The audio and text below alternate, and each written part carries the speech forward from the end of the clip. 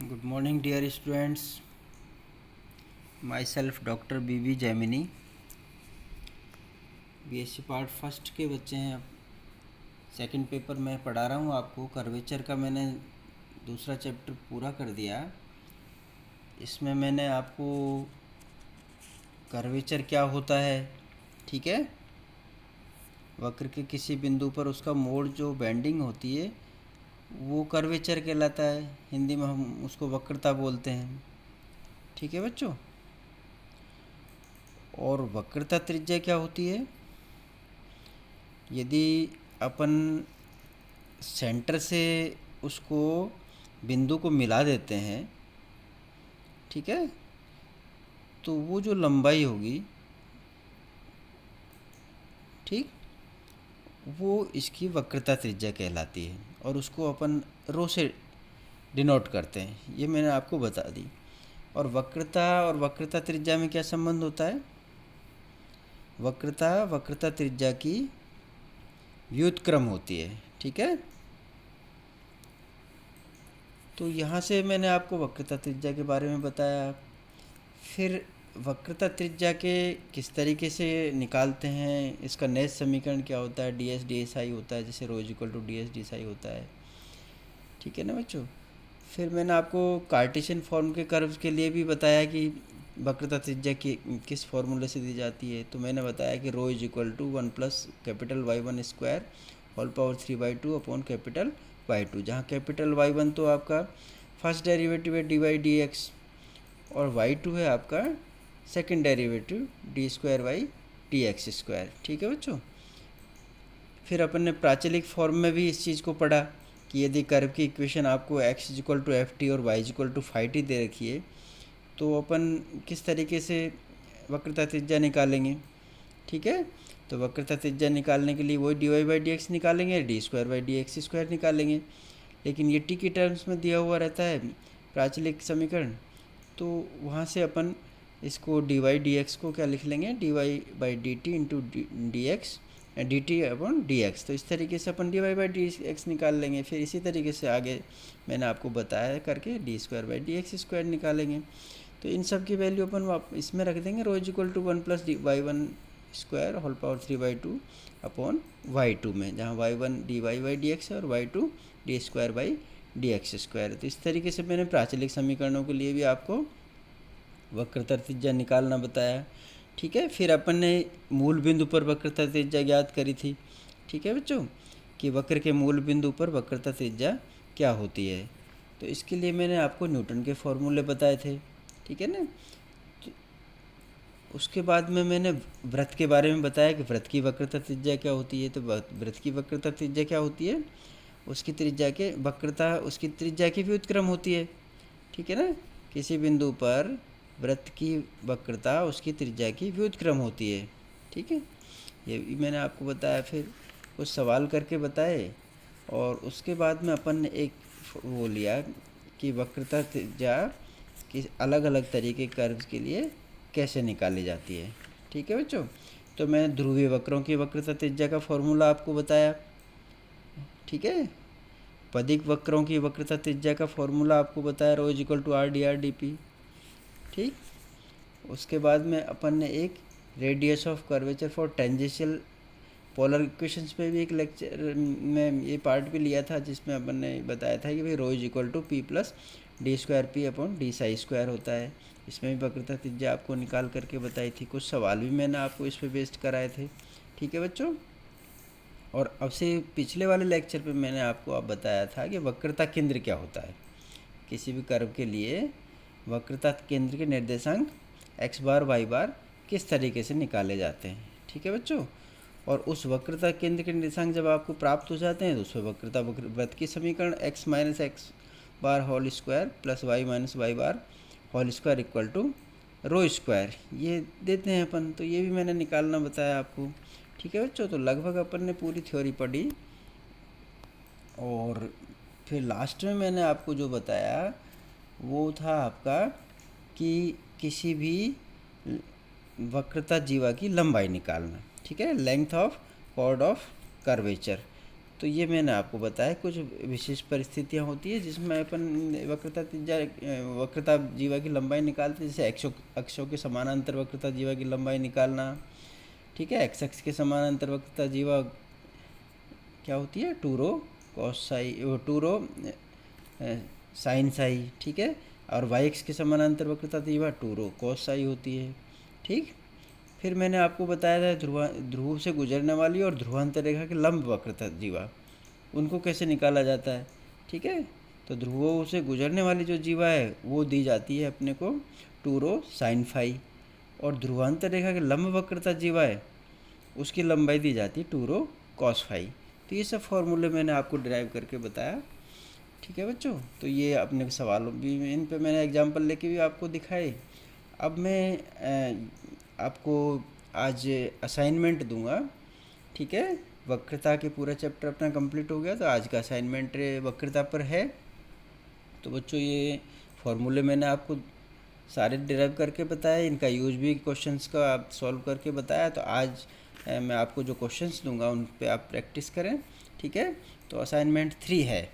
तो असाइनमेंट 3 अपन क्या देते हैं बच्चों, असाइनमेंट 3 है वक्रता पर, और क्वेश्चन नंबर 1 है इसका, folium x cube plus y cube equal to 3a x y के बिंदु 3a/2 और 3a/2, मतलब इसका एक्स कोऑर्डिनेट भी 3a/2 है और वाई कोऑर्डिनेट भी 3a/2 है।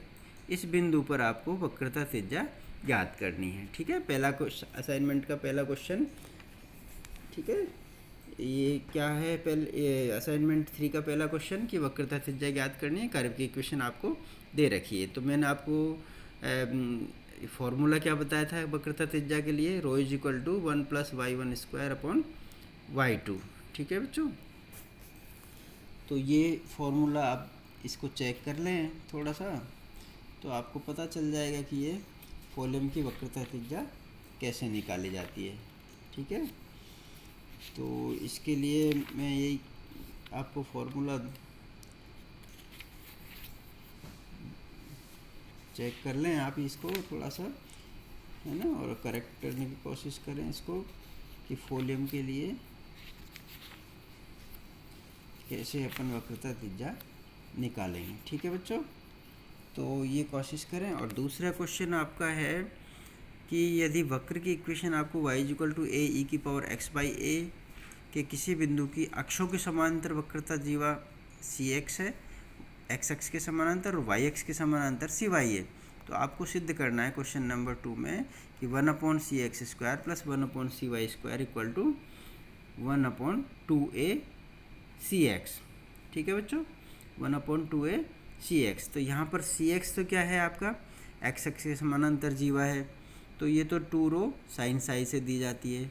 ठीक है, यदि मैं ये 2 रो को और साइन साई को y1 y2 में कन्वर्ट कर दूँ, मतलब y1 dy/dx है और कैपिटल Y2 d²/dx² है। ठीक है, तो इस फॉर्मूले में cx क्या मिल जाएगा अपने को y1 y2 की टर्म्स में, 2y1 1 + y1² upon capital Y2। ठीक है बच्चों, तो ये मैंने cx आपको बॉक्स में हिंट के लिए दे रखा है। और इसी तरीके से y x के समानांतर जो रेखा है वो जीवा है, वो उसका फॉर्मूला दिया जाता है cy = 2 रो कॉस साई।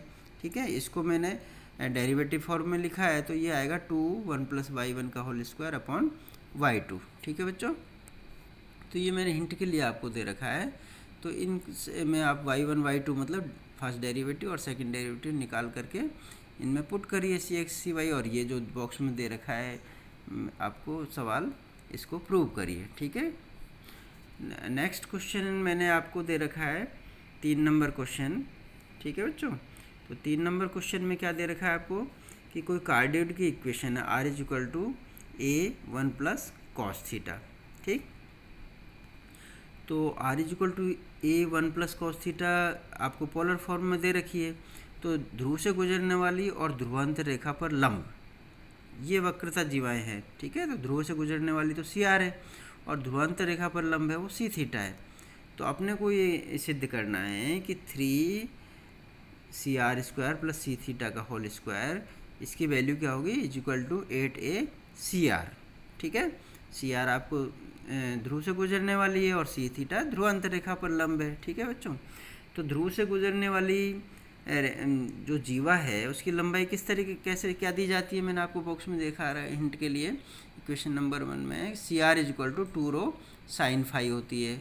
ठीक है, यहाँ पर आपको रो क्या हो रहा है, आर डी पी से दिया जाता है, जो वक्र की त्रिज्या है, वक्रता त्रिज्या rho is equal to are D P. ठीक है, तो ये इस तरीके के रिलेशन काम में लेकर के अपन इसको सी आर को फाइंड आउट करेंगे। और इक्वेशन नंबर 2 में भी मैंने आपको दे रखा सी थीटा, तो ये होता है 2 रो कॉस फाई। ठीक है बच्चों, तो ये फाई में रिलेशन जो काम में लेंगे अपन फाई को कन्वर्ट करने के लिए, ठीक है, वो tan phi equal to R D theta D r वाला रिलेशन काम में लेंगे। तो ये जो हिंट बॉक्स में मैंने आपको कुछ रिलेशंस दे रखे हैं उनको काम में लेते हुए आप इस सवाल को करने की कोशिश करिए। ठीक है, ये एस्टेब्लिश करिए कि ध्रुव से गुजरने वाली रेखा वो जीवा सी आर और ध्रुवांतर रेखा पर लंब जीवा सी थीटा में ये रिलेशन होता है। ठीक, और क्वेश्चन नंबर 4 में क्या करना है आपको बच्चों, क्वेश्चन नंबर 4 में मैंने आपको असाइनमेंट दिया है कि परवलय है उसकी इक्वेशन फॉलोअर फॉर्म में क्या है, 2a/r equal to 1 plus cos theta. ठीक है, आपको क्या करना है कि वक्रता जीवा बिंदु की नाभि दूरी की 4 गुना होती है, सिद्ध करना है। ठीक है, परवलय की वक्रता जीवा बिंदु की नाभीय दूरी के 4 गुना होती है। यदि कब होती है 4 गुना, नाभि से गुजरती है तो भी 4 गुना होती है, और अक्षों के समानांतर है तो भी 4 गुना होती है। तो ये दोनों चीज़ें आपको ए और बी पार्ट दोनों आपको इस परवलय के लिए सिद्ध करना है। ठीक है, इसमें फॉर्मूले जो लगेंगे वो आपको एक तो वक्रता त्रिज्या का लगेगा जो rho is equal to are D P होता है। ठीक है, इसमें रिलेशन आपको tan phi equal to R D theta D R भी काम आएगा। ठीक, और दूसरा जो आपको ये है अक्षों के समानांतर जो होती है जीवा, वो क्या होती है सी आर, तो C R is equal to 2 rho sine phi. तो ये फार्मूला भी काम आएगा। रो का मैंने फार्मूला आपको ऊपर दिखाया है, वो आर डी पी, ये काम आ जाएगा। और साइन फाई को आप चेंज कर सकते हैं। ठीक है, साइन फाई को चेंज करके क्या लिख सकते हैं, ये psi is equal to theta plus phi से आप चेंज भी कर सकते हैं। और एक्स के समानांतर जीवा क्या आती है, 2 रो साइन साई। तो ये फॉर्मूले तीनों आपस में एक दूसरे के काम आएंगे। तो मैंने हिंट के लिए आपको बॉक्स में 3 फार्मूले और एक रिलेशन दिया है आपको, psi is equal to theta plus phi. तो इन हिंट्स को काम में लेते हुए आप ये चारों क्वेश्चंस करने की कोशिश करें। ठीक है बच्चों, तो ये आपकी प्रैक्टिस भी हो जाएगी कि कर्वेचर के जो चैप्टर है उसमें सारे क्वेश्चंस मैंने आपको दे दिए लगभग सभी को कवर करते हुए। तो आप इसको कोशिश करें कि इसको मतलब ये सवाल आपसे हो जाए, और यदि कोई दिक्कत हो आपको असाइनमेंट में तो आप चाहें तो मेरे से आप संपर्क कर सकते हैं, पूछ सकते हैं। ठीक है बच्चों, तो इस बारे में कोई दिक्कत हो आपको तो मेरे से आप कांटेक्ट कर लें और इन सवालों को करने की कोशिश करें। ठीक है बच्चों, थैंक यू वेरी मच।